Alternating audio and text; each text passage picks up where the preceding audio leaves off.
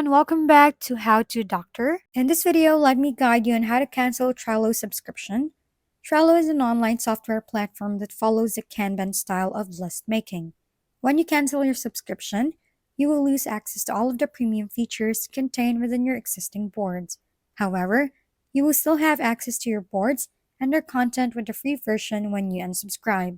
To cancel it, go to Trello website and sign into your account. Once you're in the main dashboard, click on the billing section on the left side panel.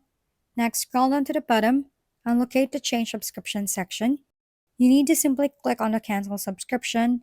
If prompted, confirm it and your request to cancel will be processed. After that, your subscription has been canceled. That's basically it.